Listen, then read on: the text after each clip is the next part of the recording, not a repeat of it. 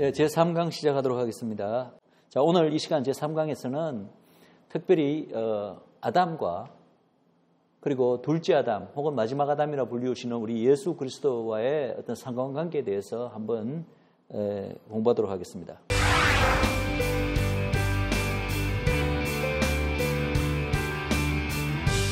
로마서 5장 14절 말씀은 이렇게 이야기하고 있습니다. 아담은 오실자의 표상이라. 이게 무슨 말씀일까요? 이때 아담은 물론 첫째 아담을 말합니다. 그리고 오실자는 누구죠? 바로 예수 그리스도입니다. 예수 그리스도, 바로 둘째 아담 혹은 마지막 아담이라 불리는 예수 그리스도의 표상이란 겁니다. 이제 표상이란 어떤 그 단어를 우리가 이해할 필요가 있습니다. 우리가 이제 영어로는 타입이라고 되어 있는데 한마디로 타입은요, 예언적으로 장차 미래에 등장할 어떠한 사건 혹은 인물을 예언적으로 미리 보여주는 어떠한 그림자 혹은 밑그림이라는 뜻입니다. 사건이라고 치면 어떤 밑그림 혹은 예언적 그림자. 그래서 첫 번째 아담은 장차 오실 그 두 번째 아담의 어떤 여러 가지 어떤 측면 모습을 예언적으로 보여주는 하나의 그림자다, 이렇게 이야기하고 있다는 거죠. 로마서 5장 14절은. 그 둘 사이는 어떤 연관성이 있을까? 사실은 우리가 창세기 아담 이야기를 읽으면서 그 아담의 모습에서 예수 그리스도의 모습을 발견하거나 떠올리기는 사실은 쉽지 않습니다. 그런데 성경은 분명히 표상이다, 예언적인 그림이다 라고 이야기하고 있기 때문에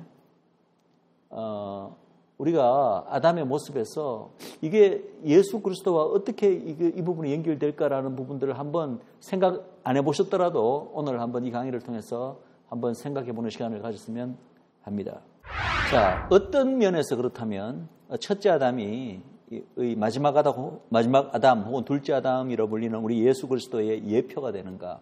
이 표상이라고 이제 번역됐지만 사실은 다르게 또 번역한다면 예표라고 볼 수 있습니다. 예표는 영어로 prophetic foreshadow,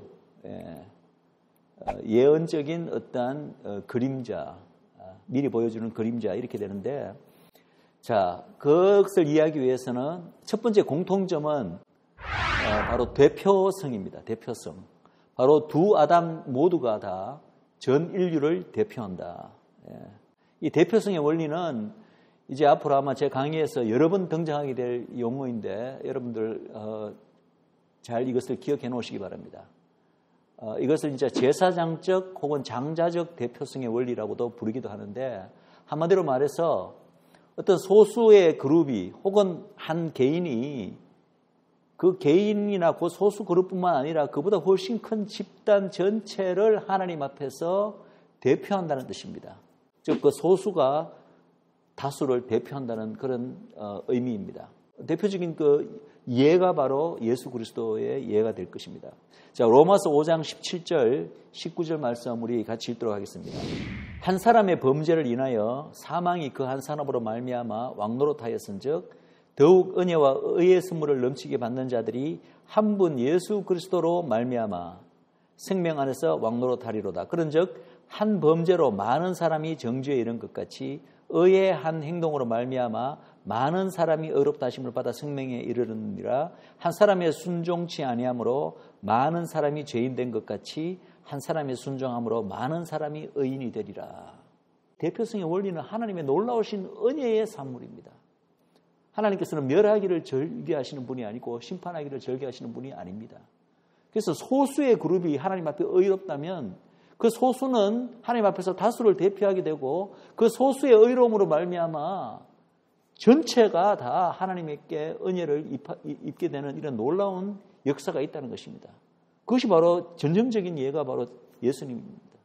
자, 그 밑에 고린도전서 15장 45절 47절 말씀, 기록된 바 첫사람 아담은 생명이 되었다 함과 같이 마지막 아담은 살려주는 영이 되었나니 그러나 먼저는 신령한 사람이 아니요 육의 사람이요 그 다음에 신령한 사람이라. 첫사람은 땅에서 났으니 흙에 속한 자이었거니와 둘째 사람은 하늘에서 나셨느니라. 그래서 여기서 이제 분명한 것은 예수 그리스도를 가리켜 마지막 아담이라고 부르기도 하지만 뒷부분에는 둘째 사람이라고 불리고 있습니다. 하늘에서 난 분.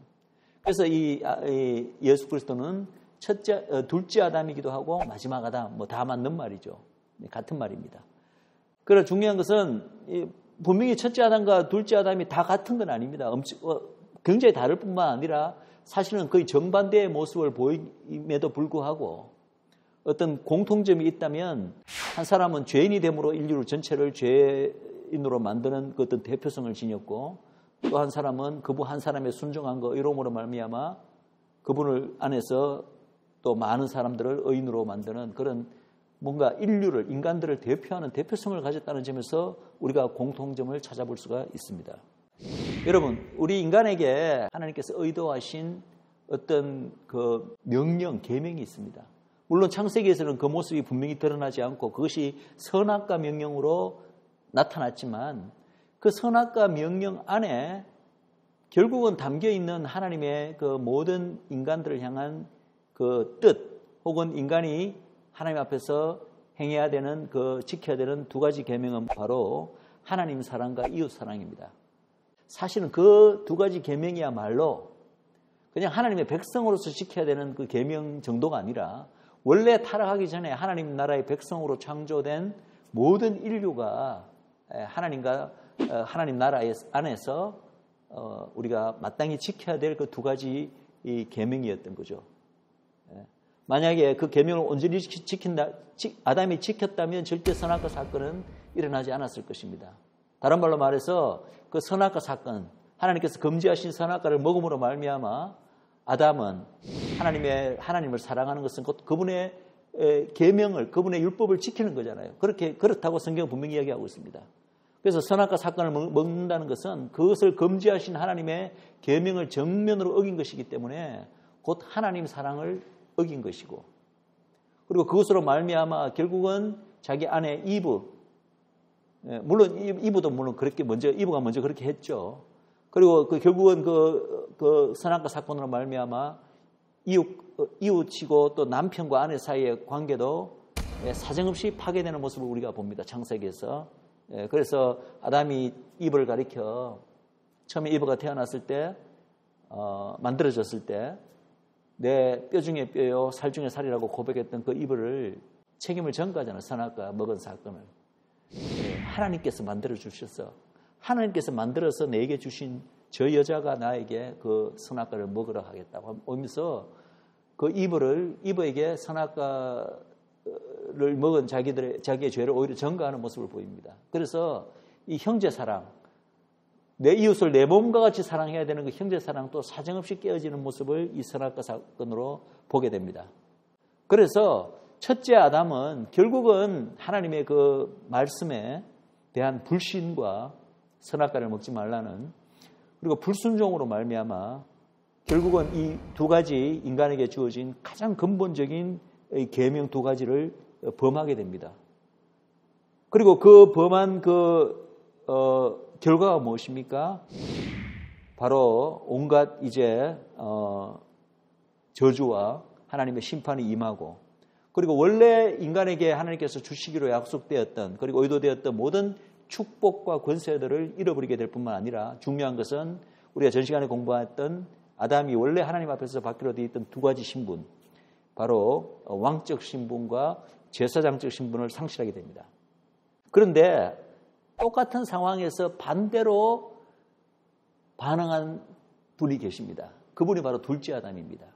사실은 둘째 아담의 그 십자가의 죽으심이라는 그 선택을 보면은 정확하게 그 원래 인간에게 주어졌던 그 두 가지 계명, 바로 하나님 사랑, 하나님을 마음을 다하고 정성을 다하고, 그죠? 뜻을 다하고 목숨까지 다해서 사랑하라는 그 하나님의 계명을 순종함으로 말미암아 예수 그리스도께서 십자가를 통해서 하나님 사랑을 이루셨고, 그리고 이웃을 내 몸과 같이 사랑하라는 그 인간, 원래 첫 번째 아담에게 주어진 그 계명을 이 둘째 아담은 어떻게 이루셨나요?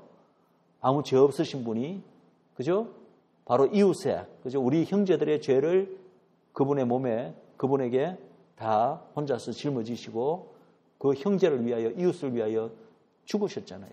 우리 성경 말씀에 내 형제를 위하여 목숨을 버리는 것보다 더 큰 사랑이 없느니라.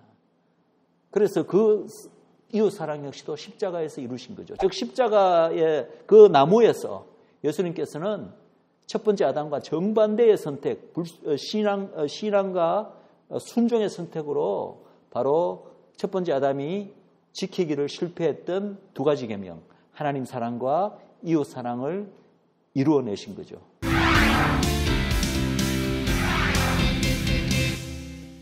첫 번째 아담과 두 번째 아담은 같은 상황에서 반대의 어떤 선택을 함으로써 결과적으로 첫 번째 아담의 잘못된 선택으로 잃어버렸던, 상실했던 모든 것들을 두 번째 아담의 올바른 선택으로 말미암아 모든 것을 되돌려 받게 됩니다. 이러한 첫째 아담과 두 번째 아담의 그 상관관계를 우리가 알게 되면 왜 예수님께서 이 땅에 육신의 몸으로, 인간의 몸으로 오셔야 됐던가, 그것을 우리가 다시 한번 이해할 수가 있습니다. 아니, 하나님이시잖아요. 하나님이면 그냥 하늘에서 우리 인간을 그냥 구원하실 방법도 많으셨을 텐데 굳이 왜 우리 인간의 몸으로 이 땅에 오셔서 똑같이 사시다가 십자가에서 죽으심으로 우리 인간 구원을 이루셔야 되는가? 가장 중요한 이유는 바로 첫 번째 아담이, 온 인류를 대표하는 첫 번째 아담의 잘못된 선택으로 말미암아 모든 인간이 죄인이 되었고 이 모든 어떤 심판과 저주가 찾아왔기 때문에 이것을 거꾸로 되돌리기 위해서는 어떤 다시 온 인류를 대표하는 또 한 명의 인간이 와야 되는 거예요. 인간이 이번에는 첫째 아담과 정반대의 선택으로 이 모든 것을 되돌릴 필요가 있었던 것입니다. 첫째 아담으로 말미암아 임했던 모든 저주와 불행과 그죠? 그것을 되돌려서 우리 인간들에게 잃어버렸던 모든 것을 되찾아 주시려고 이 땅에 인간의 몸으로 오신 것입니다. 그래서 이 되찾는 것의 그 안에는 우리가 구체적으로 본다면 바로 잃어버린 하나님의 형상을 예수 그리스도 안에서 우리는 되찾게 됩니다. 우리 모두가 하나님의 형상으로 창조되었던 것은 우리가 알고 있잖아요. 창세기 1장 28절에 하나님의 온전한 형상으로 이 땅에 오신 예수 그리스도께서 그분의 또 온전한 어떤 하나님 앞에서의 순종과 믿음으로 말미암아 우리에게 잃어버렸던 하나님의 형상을 되찾게 해주셨다. 그리고 중요한 것은 우리가 이제 앞 시간에도 공부했듯이 바로 원래 아담이 가졌다가 잃어버렸던 이 왕적 신분, 하나님 나라에서의 왕적 신분, 그리고 제사장적 신분을 예수 그리스도 안에서 되찾게 된다. 이것이 바로 이제 베드로전서에서 이야기하는 너희는 왕 같은 제사장이 된다. 예수 그리스도 안에서 그런 말이죠. 그리고 또 중요한 것은 우리 창세기 1장 우리가 하나님이 처음으로 아담에게 주신 하나님 나라를 이루어가는 어떤 과정에서 그 과정에서 주신 명령들이 바로 창조 명령이라고 이야기했습니다. 창세기 1장 28절이었죠.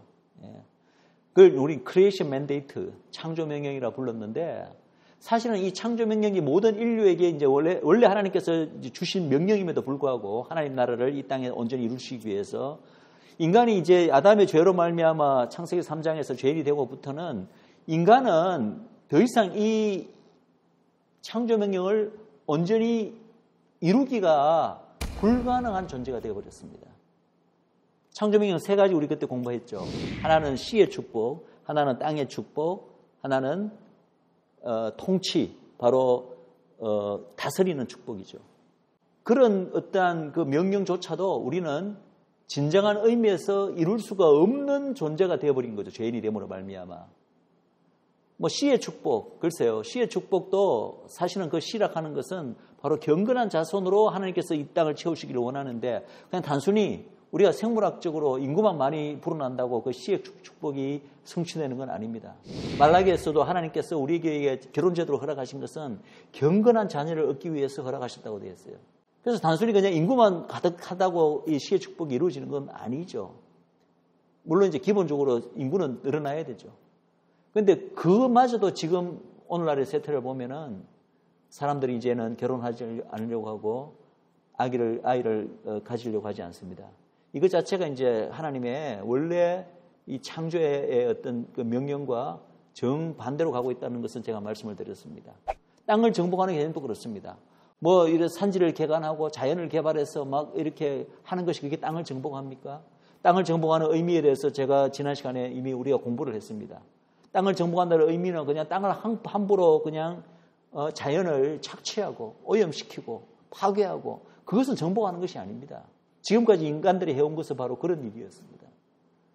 그 땅을 정복한다는 의미는 진정한 청지기적으로 정말 주님께서 창조하신 이 피조계를 청지기적으로 잘 관리하고 돌보고 그죠? 우리 인간의 유익을 위해서 어느 정도 개발을 하고 사용할 수는 있겠지만 우리 인간이 지금까지 해온 그 자연에 대한 해온 것은 그런 정도 수준이 아니었죠. 더더구나 온 피조계에 대해서 다스리고 왕적인 어떤 권위를 행사하는 것. 우리가 자연을 정복하는 어떤 왕적인 권위를 가지고 있을 때는 모든 이 피조계는 인간의 유익을 위해서 하나님께서 만드셨기 때문에, 그리고 하나님의 영광을 위해서 우리가 굳이 힘들어 노동하지 않아도 그 열매를 우리가 받아 누릴 수 있도록 자연은 인간에게 굉장히 우호적이었습니다. 그런데 죄로 말미암아 자연은 형편없이 이제 왜곡되고 그들 역시도 타락 가운데 하나님의 심판 가운데 있기 때문에 인간 때문에 더 이상 자연은 이 인간에게 우호적인 존재가 아니라 인간에게 굉장히 적대적이 되었고, 그렇기 때문에 우리가 지금 보고 있는 수많은 그 자연재해들이 있는 것입니다. 그래서 이 자연을 온전히 이 하나님께서 주신 왕적 권위로서 다스리는 이러한 일은 불가능하게 되었다는 것이죠. 이 하나님이 인간에게 원래 주신 이 창조 명령조차도 우리 인간은 제대로 수행할 수 없는 그런 존재가 되었는데, 결국은 둘째 아담의 이러한 온전한 순종의 선택으로 말미암아 그 둘째 아담 안에서 우리 원래 아담에게 주어진 이 창조 명령, 인간에게 주어진 창조 명령을 이제는 우리는 온전히 성취할 수 있게 되었다. 왕적 제사장적 신분을 되찾음으로 말미암아. 자, 그리고 또 참 재밌는 부분인데요. 이 첫째 아담과 둘째 아담 혹은 마지막 아담과의 유사성 혹은 상응 관계가 어디서도 보여지냐 하면은 바로 하와의, 즉 이브의 창조 탄생 과정에서 볼 수가 있습니다. 자, 창세기 2장 21절 22절 제가 읽겠습니다. 여호와 하나님이 아담을 깊이 잠들게 하시니 잠들매 그가 그 갈빗대 하나를 취하고 살로 대신 채우시고, 여호와 하나님이 아담에게로 취하신 그 갈빗대로 여자를 만드시고 그를 아담에게로 이끌어 오시니, 하와가 이렇게 만들어진 거죠. 이 부분을 읽으면서 우리는 사실 좀 의문을 품습니다. 하나님께서 왜 이렇게 특별한 방법으로 하와를 만드셨을까? 왜 아담처럼 그냥 흙으로 이렇게 하와를 만드실 수도 있었을 텐데 굳이 아담을 잠재우시고, 그죠? 굳이 아담의 갈빗대에서 하나를 이끌어내서 여자를 만드셨을까? 굉장히 뭔가 좀 우리 생각하기 힘든 아주 특이한 방법으로 하나님께서 이 아담의 반려 하와를 만드십니다. 거기에는 놀라운 이 예언적인 의미가 함축되어 있습니다.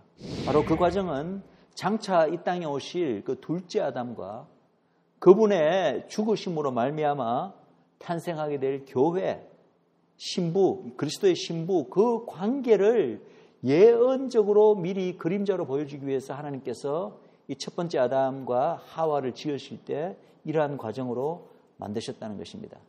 단순히 그리스도와 교회와의 관계만을 포함하는 게 아니라 사실은 이 구절 안에는요, 창세기 2장 21절 22절 구절 안에는 장차 임하시게 될 그 성령의 역할까지도 놀랍도록 예표하고 있습니다. 자, 어떤 부분이 그럴까요? 너무나 이제 조금만 우리가 이것을 영적으로 이 구절을 우리가 바라본다면 그 상관관계를 우리가 쉽게 발견할 수가 있습니다. 아담을 왜 깊이 잠들게 하셨을까요? 여러분, 성경에서는 죽는 것을 뭐라고 표현하죠? 잔다고 표현합니다. 왜냐하면 참된 죽음은 하나님과의 그 영원한 그 분리, 결별을 의미합니다.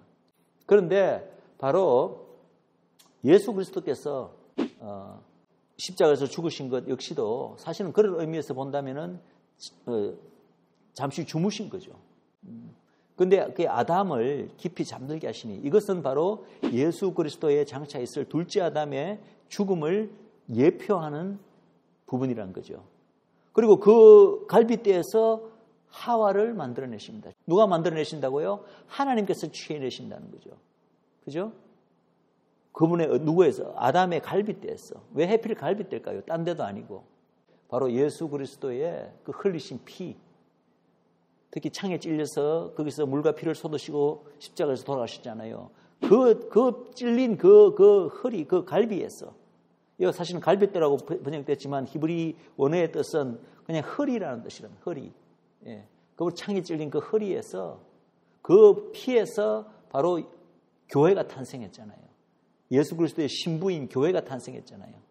하와 역시도 아담의 허리에서 나왔잖아요. 마치 교회인 예수 그리스도의 신부인 교회가 둘째 아담이신 예수 그리스도의 허리에서 나온 것 같은, 그와 똑같은 그것을 하나님께서 미리 창세 전부터 그렇게 될 것을 아셨기 때문에, 그것이 다 미리 계획되어 있었기 때문에 이미 첫째 아담에서 하와를 만들어내실 때 바로 하와는 예수 그리스도의 신부인 교회를 예표하고 첫째 아담은 둘째 아담을 예표하기 때문에 이러한 모습으로 하와를 창조하셨다는 거예요.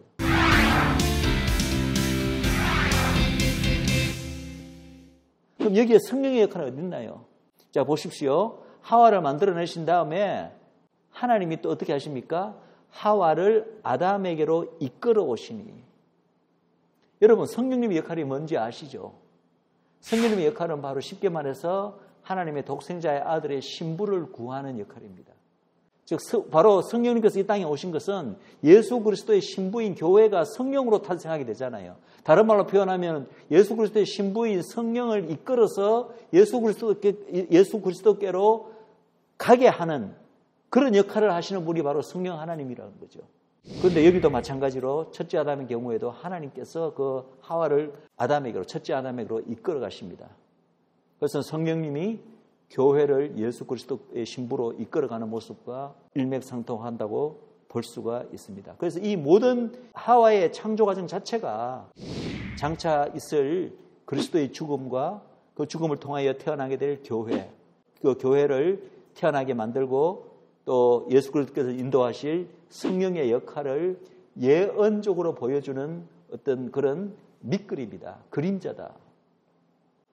여기에서 첫째 아담과 둘째 아담의 우리가 상응성을 찾아볼 수가 있습니다. 그리고 놀랍게도 이 부분에 이 다음에 이제 아담이 이 여자를 처음 보고 하는 고백이 있습니다. 이는 내 뼈 중에 뼈요 살 중에 살이다. 아마 남편이 아내에게, 그죠? 사랑하는 어떤 남자가 그 여자에게 할 수 있는 고백, 최상의 고백이 아마 이 고백이 아닐까.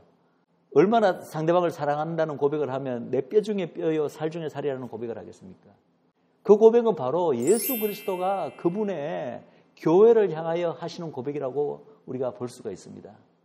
자, 또 첫째 아담과 마지막 아담, 첫째 아담의 어떤 여러 그 모습 가운데서 우리가 마지막 아담의 연관 지을 수 있는 그런 어떤 부분이 바로 아담의 옷입니다. 아담의 옷. 특별히 이제 아담이 죄를 범하고 난 후에 무화과나무 잎으로 원래는 이브와 함께 그들의 수치를 가렸는데 하나님께서 그들을 내보내기 전에 그 무화과나무 옷을 벗기시고 옷을 해 입히시는데 그 옷이 어떤 옷이죠?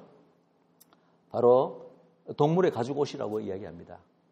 아마도 그 동물이 무슨 동물이었던가, 뭐 하나님께서 그냥 그 옷을 만들어내지 않으실 거 아니에요. 그 옷을 해 입히기 위해서는 어떤 동물을 하나님께서 죽이신 거죠. 어떤 의미에서는 희생의 피를 흘리신 거죠. 자, 이것 자체가 굉장히 상징적인 의미를 가지고 있습니다. 첫째 아담이 자기들 스스로 그 수치는 곧 죄와 연관되잖아요. 그 죄를 상징적으로 표현하는 것이 바로 어떤 수치로 나타납니다. 모든 죄에는 수치가 따르게 됩니다. 그런데 그 수치를 가리기 위해서 무화과 나뭇잎으로 옷을 입은 것은 곧 인간이 그 죄의 수치를 가리기 위해서 어떻게든지 스스로 어떠한 방도를 세워서 그 죄를 덮으려고 하는 그 모든 인간적인 노력을 한마디로 나타냅니다. 그래서 무화과 나뭇잎으로 그 옷을 가리려고 했죠. 예. 그런데 하나님께서 그 옷을 벗기셨습니다. 이것의 의미는 뭐죠? 그로서는 인간의 죄, 너희들의 이 아담과 이브의 죄, 그리고 모든 인간들의 죄와 수치가 가려지지 않는다. 너희들이 인간이 어떠한 노력을 하더라도, 어떠한 시도를 하더라도 그것은 불가능하다. 그러면서 가죽 옷을 해 입힌단 말은 이것은 하나님께서 어떠한 방법으로, 하나님께서 어떠한 행동으로 해야지만 그 일이 가능하다. 너희들의 죄가 덮어지고 가려지는 것이 가능하지 너희들 스스로의 어떠한 생각과 방법과 노력으로는 되지 않는다는 것을 한마디로 보여주는 것입니다. 그런데 하나님께서 생각하신 방법이 뭐냐면은 그냥 아무 옷이나 가서 입히는 게 아니라 가죽 옷을 입혔다는 거예요. 그럼 여기에서 우리가 둘째 아담, 곧 예수 그리스도와 연관된 놀라운 어떤 영적 원리를 이 첫째 아담의 이 이야기에서 발견할 수가 있다는 거예요. 뭐냐? 그 중에 첫 번째 원리는 뭐냐 하면은 바로 죄사함의 원리인데, 죄는 오직 피 흘림을 통해서만 사해 줄 수 있다. 모든 죄는 오직 피 흘림을 통해서 상해 줄 수 있다. 그것이 모세의 율법에서 주어진 것은 비록 레위기서에 처음 주어졌지만, 그러나 그 원리는 사실은 그때 이후로 생긴 원리가 아니에요. 그 원리는 인간이 죄인이 된 이후부터 하나님께서 영원전부터 정하신 이 하나님의 속죄의 방법이라는 거죠. 그 모세 율법으로, 그 계명으로 그것이 주어지기 이전에도 하나님께서는 벌써 아담에게 이러한 그 옷을 바꿔 입으시는 이 창세기의 이 스토리를 통해서 상징적으로 이것을 미리 아담에게 그리고 이브에게 보여주셨다는 거예요. 이 죄사함의 원리. 죄는 그냥 하나님께서 없다고, 내가 용서해 주겠다고 그냥 가려지는 것이 아니라 반드시 피 흘림을 통해서만 이 죄가 덮어진다는 사실을 이 가죽옷을 해 입음으로써 보여주셨다. 두 번째, 대속의 원리입니다. 대속의 원리. 왜냐하면은 애꿎은 동물이 피를 흘렸잖아요. 가죽옷을 아담과 이브에게 주기 위해서. 그 말은 무슨 말이냐면 피 흘림이 있어야 되는데 그 피 흘림은 원래는 죄를 지은 그 죄인의 피가 흘려져야 되는 거지만, 그러나 하나님께서는 그 죄인을 구원하기를 원하시고 사랑하시기 때문에 그 죄인을 구원하시기 위해서 죄인의 피를 흘리기를 원하지 않으시고, 어떤 의미에서는 제3의, 죄가 없는 제3의 어떠한 무고한 피가 흘려지더라도, 사랑으로 흘리는 피죠. 그렇더라도 그 죄가 사해질 수 있다. 대신해서 사해줄 수 있다. 대속의 원리. 그러니까 단순히 피 흘림을 통한 어토먼트가 아니라 substitutive atonement. 대속의 원리를 이 일화를 통해서 하나님께서 가르쳐주고 계십니다. 그리고 또 하나 여기서 찾아낼 수 있는 원리는 바로 이런 죄사함은 오직 하나님의 주권적이고 주도적인 행위로만 가능한 거지, 인간의 어떠한 인간 쪽에서 만들어낸 방법, 생각해낸 방법, 어떠한 노력에 의해서는 절대 불가능하다는 것을 이 일화를 통해서 또 가르쳐주고 계시다는 거죠. 그래서 이 인간의 죄 문제를 해결하기 위해서는 하나님께서 장차 친히 인간의 죄 문제를 해결해 주실 것이다. 즉 비록 지금은 아담과 하와를 에덴에서 쫓아내고 계시지만, 그러나 때가 되었을 때는 그 에덴에서 쫓겨난 아담과 이브, 곧 모든 인류를 다시 하나님의 나라 성소로 에덴으로 되돌리시기 위해서 하나님께서 친히 주도적으로 행하실 것을 미리 이 에덴 동산에 쫓겨나는 아담에게 가죽옷을 해 입히는 이 행동을 통하여서 하나님께서는 그것을 예언적으로 미리 보여주고 계신다. 그래서 이 일화에서 우리는 첫째 아담의 이러한 일화에서 바로 장차 오실 둘째 아담, 마지막 옷 아담, 예수 그리스도에 관한 것을 우리가 볼 수가 있다는 것입니다. 이제 상강에서는 아담과 마지막 아담, 예수 그리스도와의 어떤 그 상관관계를 우리가 봤다면, 이제는 아담과 또 장차 등장하게 될 한 민족으로서 등장하게 될 하나님의 백성 이스라엘 나라와 또 어떠한 상관관계가 있는가, 그것을 한번 살펴보도록 하겠습니다.